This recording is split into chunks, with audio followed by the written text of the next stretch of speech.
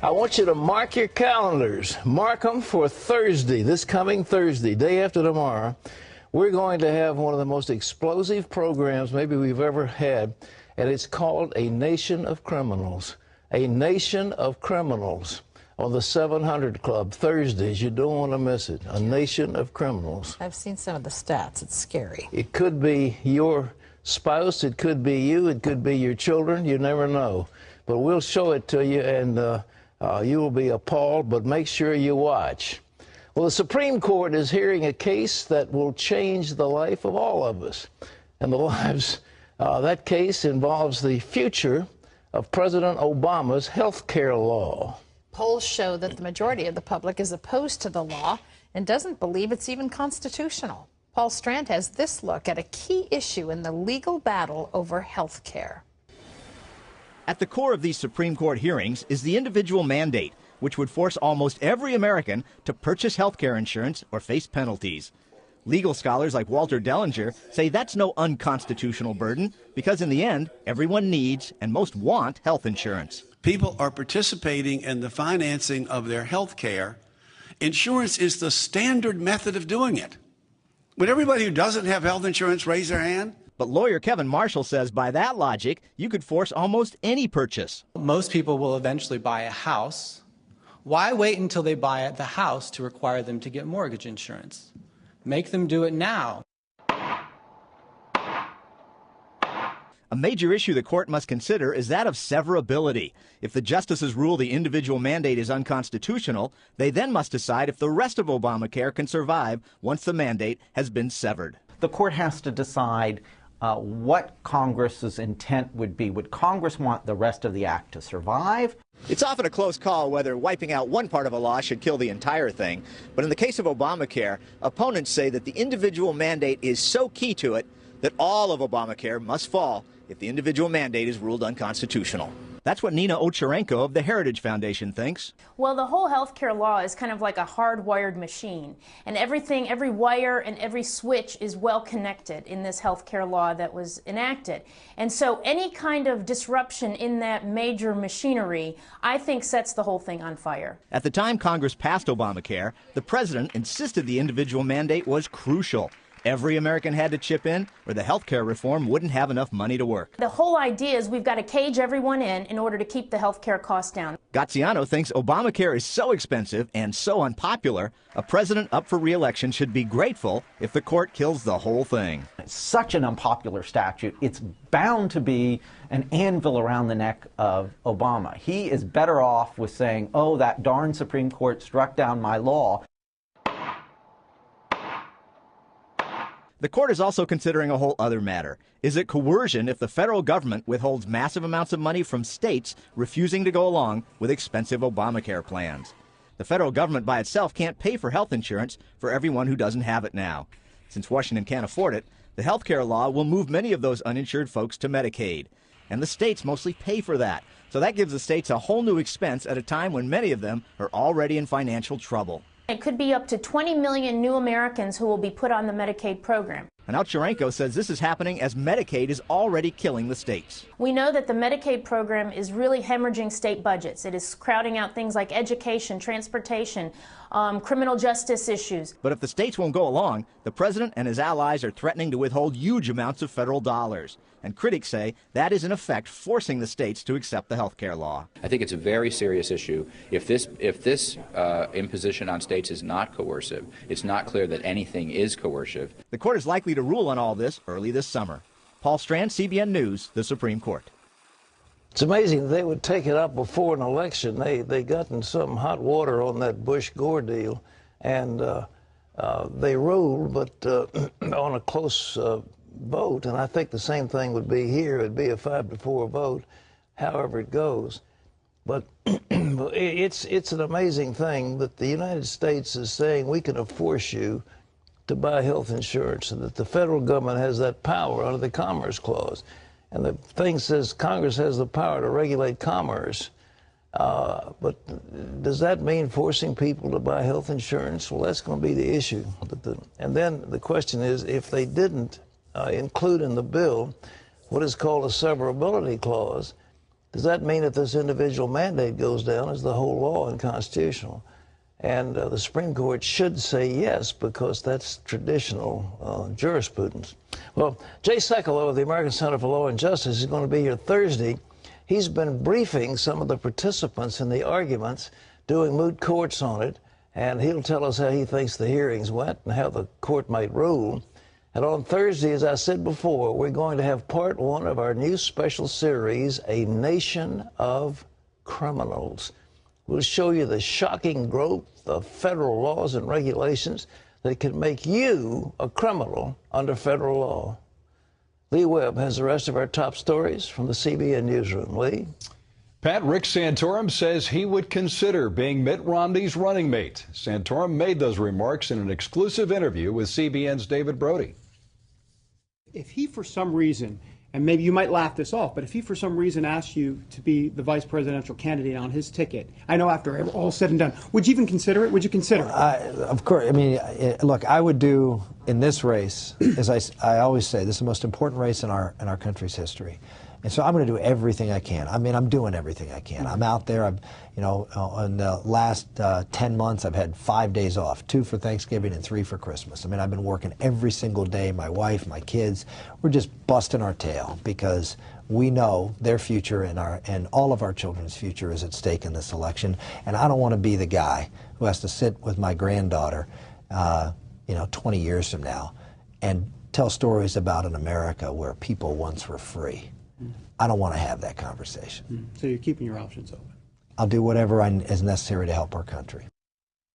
Interesting. You can see the entire interview with Rick Santorum on David's blog, The Brody File, at cbnnews.com. The question is, Pat, would Mitt Romney want him to be his running mate? A lot of people think Marco Rubio is the odds-on favorite, the new Republican senator from Florida. Absolutely. Marco would be the choice. Whether he'd want to take it, I don't know. I've been told by one pollster, Frank Luntz, that the answer was yes, but I don't know. But I tell you, if Rick Santorum wants to help the country and help the party, he ought to stop sniping at Romney. He's been beating him up day after day after day after day. And there's so many sound bites that are now going to the Democratic Party's treasure trove. How can he say he wants to do something to help his country? I mean, it doesn't compute. Lee? Pat, a new study indicates climate change is natural and not caused by man. It shows the different parts of the Earth heated up during medieval times about 500 to 1,000 years ago. A team of scientists from Syracuse University made the discovery. Their findings are published in an article in the London Daily Mail. They discovered the Earth was warm from Europe down to Antarctica. After that, the Earth cooled back down. The Environmental Protection Agency is issuing new regulations today with global warming in mind. Those new rules are an attempt to limit greenhouse gases, which some scientists believe cause global warming.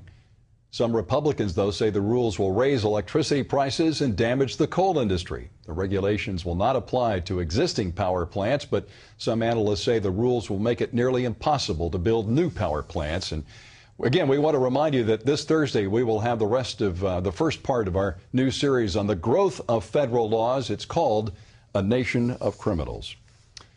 More than 500 movie theaters across the nation will show Kirk Cameron's new documentary, Monumental. It traces the beliefs that inspired our founding fathers to build a new country. Heather Sells talked with Cameron about the movie and how his own beliefs have caused a backlash. The movie Monumental sheds fresh light on the history and role of faith in the public square. Cameron's movie is all about our country's heritage and understanding our roots. But here in New York on his publicity tour, that's not what the mainstream media wanted to talk with him about. Do you think homosexuality is a sin? I think that it's unnatural. I think that it's detrimental and ultimately destructive to so many of the foundations of civilization. In this CNN interview, Piers Morgan asked Cameron repeatedly about his beliefs on homosexuality. Cameron told Morgan that he believes that God defined marriage long ago. His comments have caused outrage from media and Hollywood celebrities. Does it strike you as ironic that here you are, you're promoting a movie about liberty, about freedom from tyranny, about religious freedom, and then you are getting backlash for speaking out about your religious beliefs? Totally. You're the first interview who's actually pointed that out. It's perfectly making the point of Monumental, which is that societies will eventually come to the place where political correctness becomes so important that if you don't bend your beliefs to the moral standards of the politically correct, those in charge, you will be drug out to the public square and stoned, so to speak, for holding your beliefs. Or you can hold them as long as you're silent. And while many are attacking Cameron for his public boldness, others are offering their support. I've gotten 20 times as much positive responses from people saying, thank you. Thank you for representing the rest of us and how we feel on social issues and morality and faith. The silver lining in all this, the negative buzz is leading to greater publicity for his film.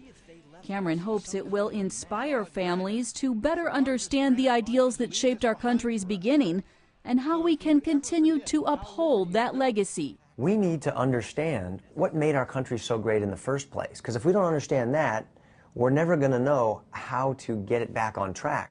Heather Sells, CBN News. And again, the name of Kirk Cameron's new documentary is called Monumental. It debuts across the nation today, Pat. He's an extraordinary young man, a very fine actor, and he's willing to risk his career. Isn't it amazing, though, that the media focuses on the fringe? They focus, apparently there is a little bit of area where we are totally violating God's commandments. Homosexuality is one of them, abortion is the other one. And I mean, total violation of God's commandments. And this is the area that the media is focusing on, because they know this is the wedge that's being driven into our faith-based society. It's amazing, Terry, isn't it? Well, yeah, I'm not sure it's as little as what? As you might think when you said it's a little bit of. Well, it's a little bit of our total body of belief. I mean, the total subject of justification by faith, the blood of Christ, the redemption, the cross, all this is they kind of leave you alone. But it comes on these points. And this is what Martin Luther said: if you surrender the areas that the devil is fighting, you will have lost the battle. And this is where the devil is pointing in. He's an attack on marriage, an attack on procreation. And if you look at it, that's what it is. It's an attack. You don't procreate if you're a homosexual. You can't have children. It's biologically impossible. And the same thing, if you're aborting babies, then you're taking life away. And that's the attack of Satan against the society we live in. And so Martin Luther said, if you fail in those areas where the attack is going on, you basically will lose the battle. So Kirk Cameron is taking on the chin. Yes. My congratulations. A voice in our day. Lee? Well, if you're trying to take care of your heart, you may want to consider eating more raisins. Researchers have named the top 5 heart-healthy snacks, and topping the list are raisins and soy products. Other heart-healthy snacks on the list include walnuts, avocados, and high-fiber foods like grains and oats. But experts say if you're looking for the best food for your heart, stick with raisins and soy. Both have found to lower blood pressure. Pat? My goodness gracious, it sounds like my breakfast. You probably had it all for breakfast today, I yes? don't have that many raisins, but I do have soy things, I guess, and I do have grains, almonds, right? and I have walnuts when they're available, and I certainly have oatmeal and oat bran. It's good for you. It is, and I bet your raisins will be on the docket for you tomorrow. Absolutely. We will live to 1,000. A Pennsylvania school district is refusing to remove a Ten Commandments monument from a high school. The Fraternal Order of Eagles donated the monument to Valley High in 1957. The Freedom from Religion Foundation says the monument is a violation of the Constitution. It's threatening to sue if the district doesn't remove the monument. The school says it refuses because of its historical significance. The Supreme Court won't take up a case of an Idaho school barred from using the Bible for educational purposes. Nampa Classical Academy is no longer in business, but the school had appealed a ruling banning the use of religious texts as historical teaching tools. The Alliance Defense Fund was representing the former school.